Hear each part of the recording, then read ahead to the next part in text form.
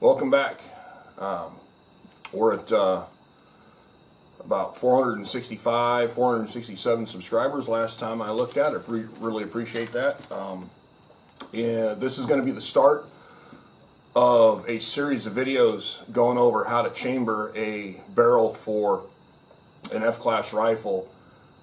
You can take these techniques and use them for doing hunting rifles, but this is going to be very in-depth on the precision nature and everything involved in chambering a rifle to a spec that would be necessary to compete at a national level. The last two barrels that I did were in the quarter minute of angle range. I think on their worst they would shoot about 3/8 of a minute of angle, and their absolute best with only a 3-shot group, which, you know, that's a small round count for measuring group size. The smallest group we were able to get out of them was under 1/8 of an inch. So the rifles, the barrels were very, very capable of doing what they needed to be done for competition. Strike that one. The barrels were very capable of getting done what they need to do in national level, state level championships. So these are 2 barrels, actually 5 barrels that I'm doing.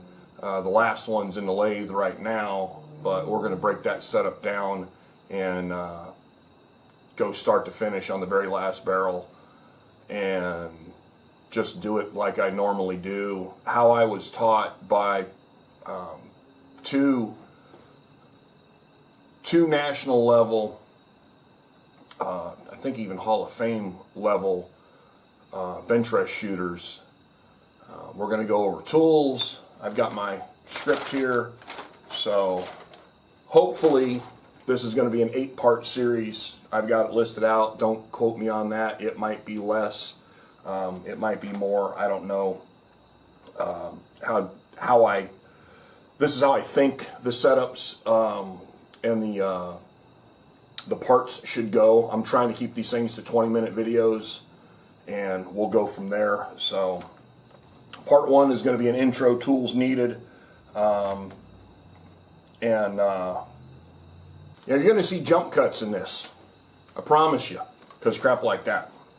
So again, part 1 is going to be intro and tools needed, form reaming versus threading, and all the tools needed to do this. Granted, this is how I do it. This is not how you have to do it. This is not how you can do it. Well, actually, it is how you can do it, but this is how I do it. And just because I do it this way does not mean that you have to do it this way.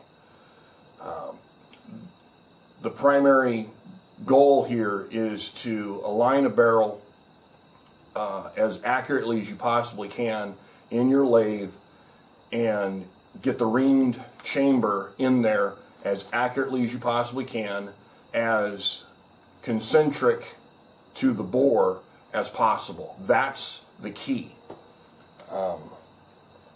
Concentricity to that bore where the bullet is going to enter the barrel into the rifling initially is the key. Everything else after that, where that bullet goes, how bent or distorted or whatever in the barrel, that's out of your control. You can't do anything about that. The reason why we line up the opposite end of the barrel with a cat head on the lathe, and I'll point the camera over here to when we go over all this. The reason why we do that is to eliminate the amount of windage or elevation that you're going to burn up trying to get the barrel aligned on there, because a few thousandths of an inch out of alignment on your muzzle, and that's going to add up to massive minutes of angle at 1,000 yards, and it's going to really screw up your it's really going to screw up your your zero. So with that, we'll start taking a look at tools. Hang out. Basic tool selection for doing this. Chamber reamer. This comes from Manson Precision. This has the floating removable pilots. We're chambering in 6XC. I've got a, there we go, piece of brass right here. Now, piece of brass here. Forgive me, I'm trying to look at the camera view monitor and do this all at the same time, looking at this stuff as well. So apologize. I don't do this stuff that often. You know, I'm not professional at this crap. Headspace gauges. You're going to need. You don't really need headspace gauges for doing F-class guns, but if you're building a barrel for somebody else that has the potential of using factory ammo, you want headspace gauges. Dial indicator. I've got 2 of these 10th indicators. These read 1/10,000th of an inch. Some guys call these millionths indicators because they have the half 10,000ths graduations on them. That's not exactly correct on these things, you know. I like my Brown and Sharps, my best tests. They're Swiss made.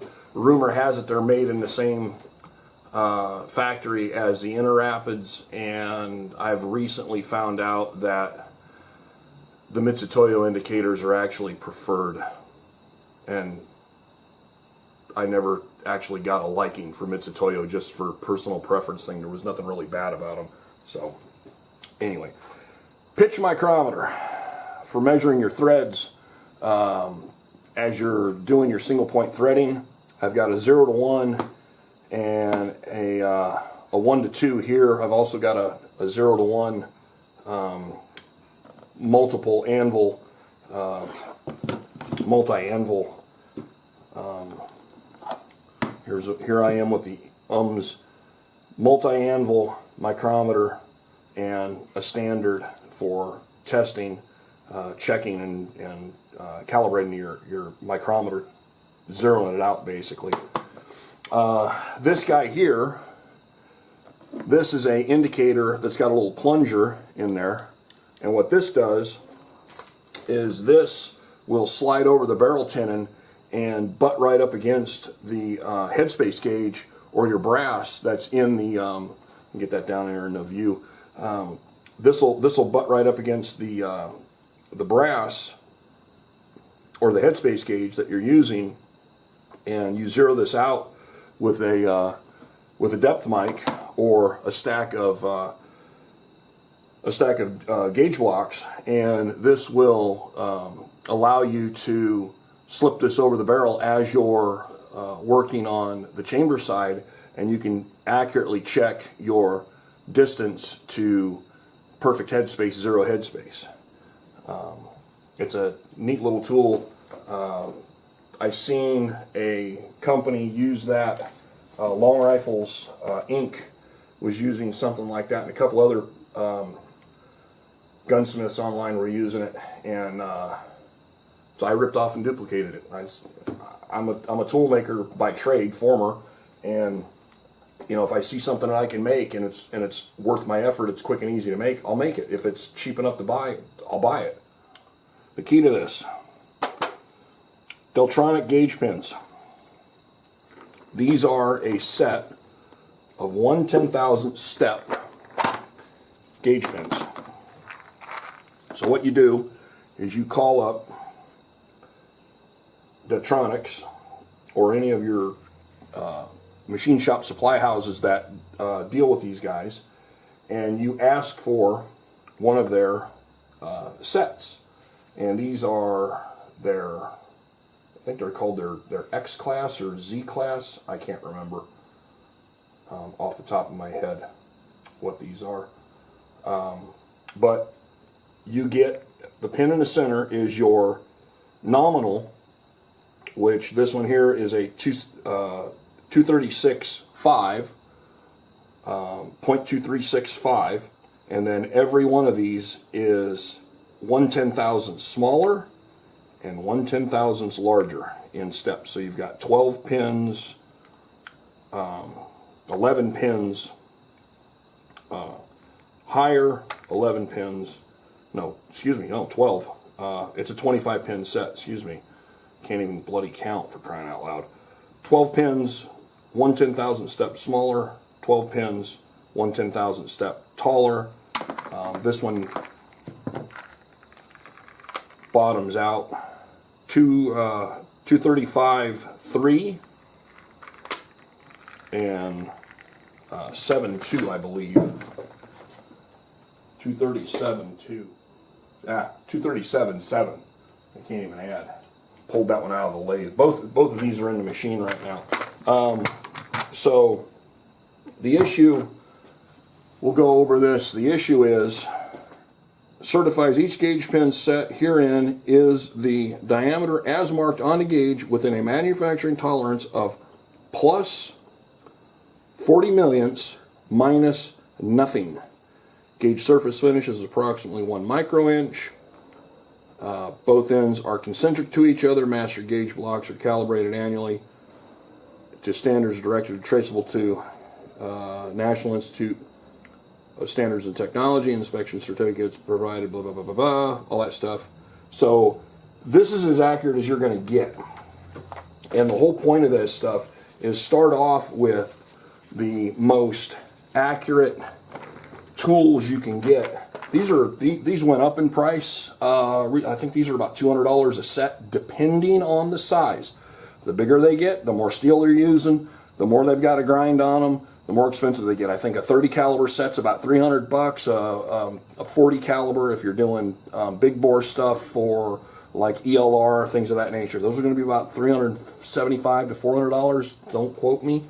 When I got these, they were relatively inexpensive at the time. I think I paid $150 for that set. So, chamber reamer, depth mic, indicators, calipers, and the all-important print. The all-important print. This is for my rifle, my serial number, what barrel we're using, what caliber we're going with, and all the predetermined, as measured, off my action, what the barrel should be for a zero headspace. And as I was doing these, I also noted for future reference on these, because now we're swapping barrels because we've finally gotten to the round count on the barrels that we had to burn them, replace the barrels. That's my OD, and this is the pitch diameter that fits my action. And that's kind of critical, because you can, pitch diameter on threads is usually a window of about 3 to 4 thousandths of an inch. And if you miss this on the high side by a couple of thousandths, it's not going to screw onto the action, and then you have to reset it up in the lathe. You have to find the threads, which we can go over that when we get to the single point section, and then go from there. You know, this is the detail print of the barrel tenon. This is a modified print that Stiller Actions used to use, Stiller Precision used to use to show off their actions and what their barrel tenons should be for their actions. And I put this in my Adobe PDF reader and modified everything. So now I can use it. Probably get some damn copyright infringement crap on there. We're also going to install EC tuners. So I have a print with my notes for the muzzle into this thing, and we're gonna do this as well. So we're gonna have to flip the barrel around, re-indicate it, and set the thing up to do a second set of threads on the muzzle end. So that's gonna be that. All right, back to looking at my ugly face. Okay, so one of the things that I wanted to go over with this little anecdote. This happened about 4 or 5 years ago. We're standing around on one of the ranges that I shoot with, Santa Margarita Gun Club, and one of the gentlemen out there, very accomplished shooter, but he's not a gunsmith. He pays people to build his rifles for him.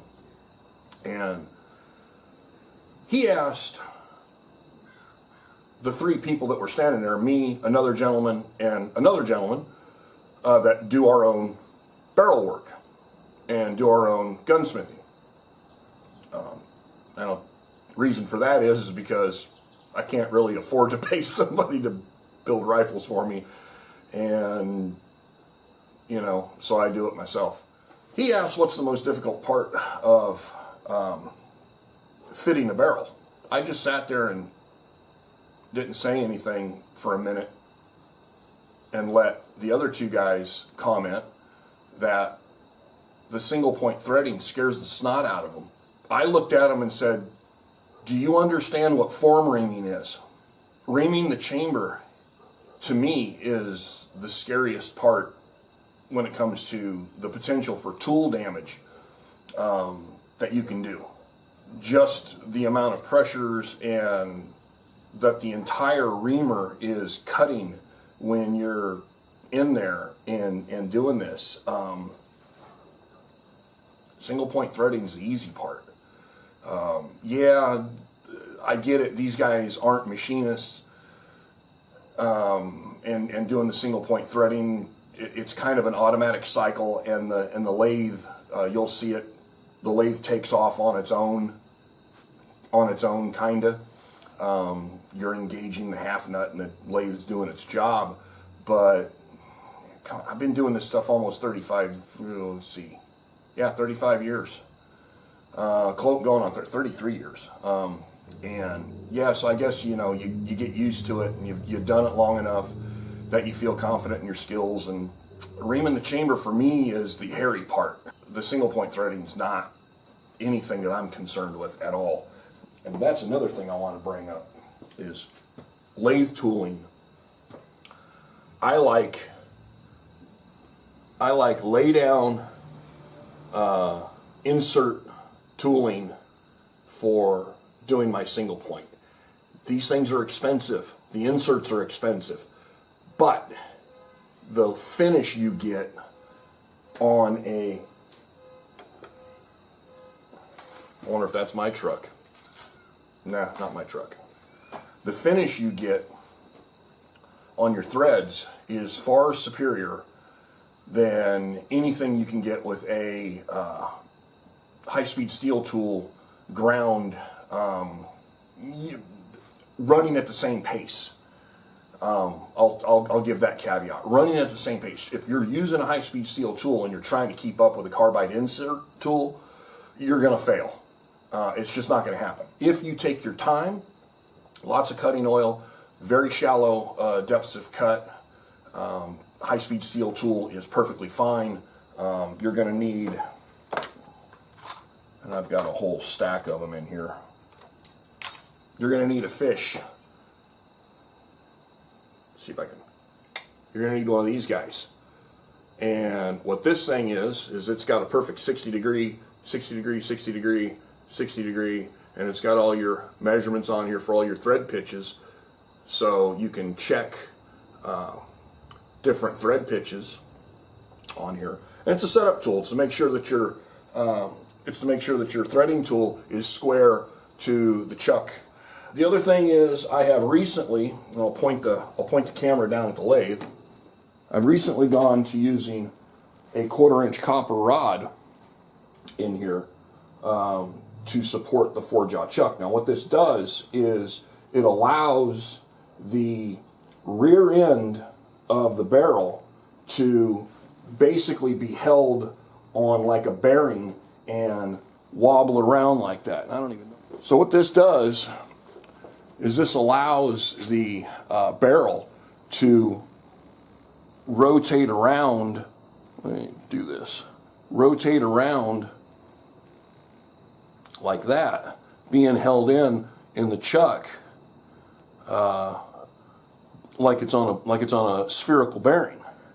So, which is why we have our Detronix pin in the bore here. We've got our copper supporting. We've got our copper supporting the barrel. That'll also prevent you from putting jaw marks on your barrel and wrecking your barrel. There's our copper. The barrel's sticking out about 2.5 inches. This is a Schillen barrel, and they give me a great discount on buying these things in bulk. So I continue to use them. They perform exceptionally well. If I could get Brooks and Badger, or not Badger, Bartlein, or even Krieger, if I could get Kriegers and Bartlein and Brooks same price as I'm getting Schillens, I'd use them. I can't get them at that price, so I don't bother. And yes, my lathe is nasty. It's a working shop, and I work a full-time job, so I don't have the time to sit here and manicure this thing back to full cleanliness. So that's it. Anyway, so on the back side of the lathe, we have what's called a cat head. It's basically a 4-jaw chuck that's secured to the spindle that sticks out of the machine, secured with set screws. This thing's just aluminum. These are grade 8. They ain't got to be grade 8, but these are just 5/16, 3/8 National Fine. And then I use little blocks of copper in here as well. And you can see I've already got this set up. So I've got 2 of these. So I set up one on one end, measuring the gauge pin, and I'll set up the other. Mag base with the indicator here, checking this with the gauge pin, and I'll get the barrel lined up as best we can here initially, and then I'll line up the rear of the barrel, and then we'll just start working back and forth, checking until it's all dialed in as best we can. Now, the one thing you're going to see when we get to the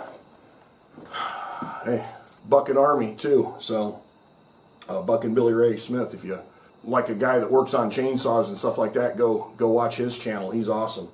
Anyway, what I do is I check front to back on this thing multiple times to make sure that nothing's moved. And what you're going to see on this machine, this is not a tool room lathe. This is a engine lathe, and there's a difference between the two. A tool room lathe is a more accurate, more precise piece of machinery, and they typically don't move when things start warming up on them. The most famous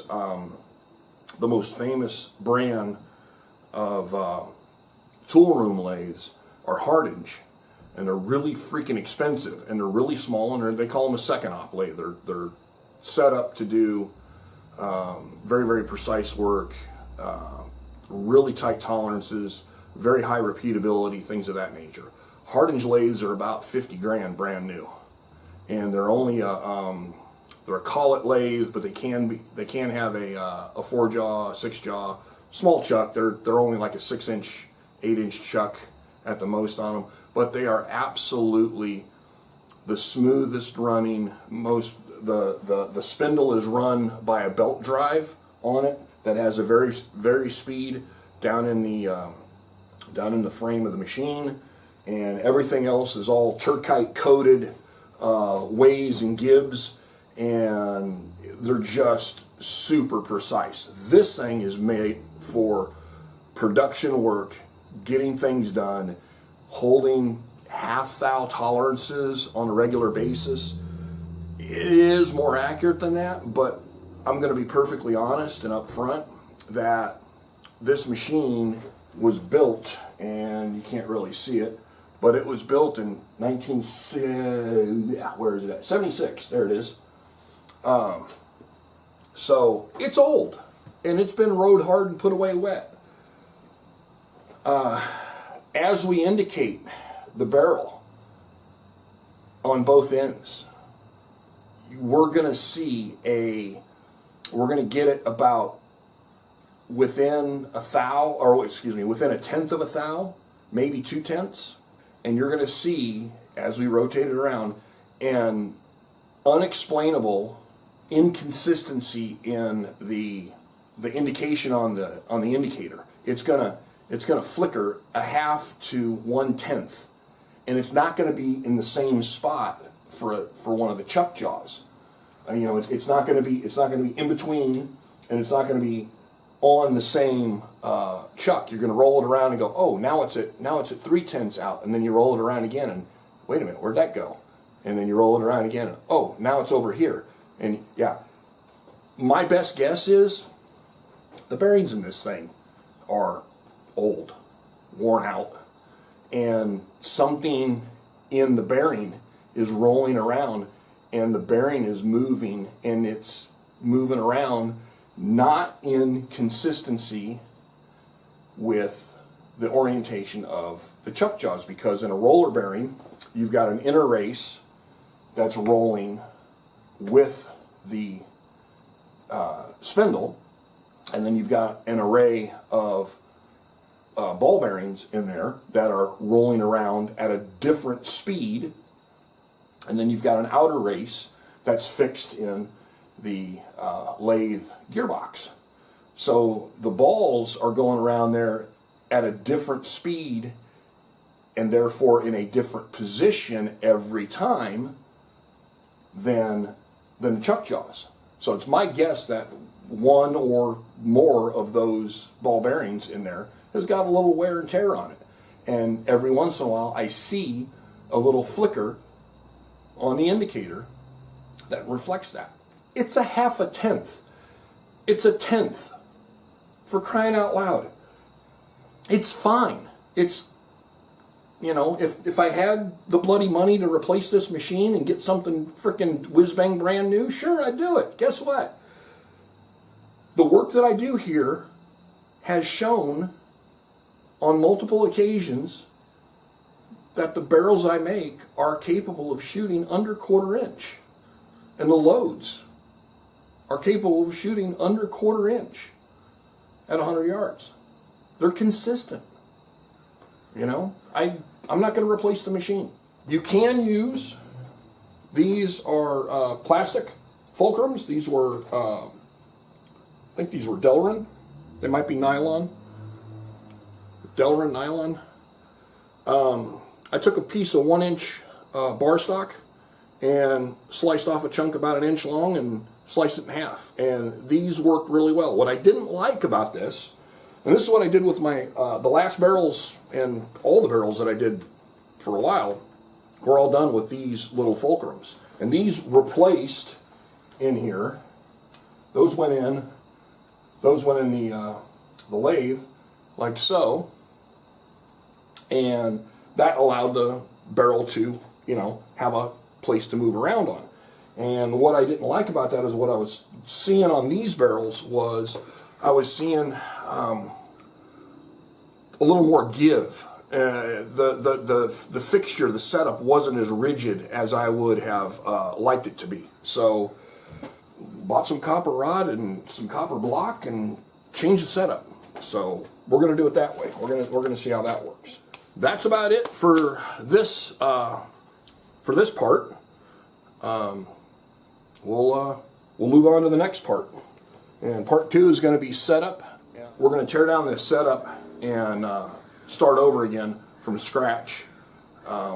This has been pre-set up, and I was already partially aligned up, and that's not fair to the viewers to not see how it's done. So we're going to start over from scratch and do the whole thing. So it's going to take a bit. Anyway, see you on part 2.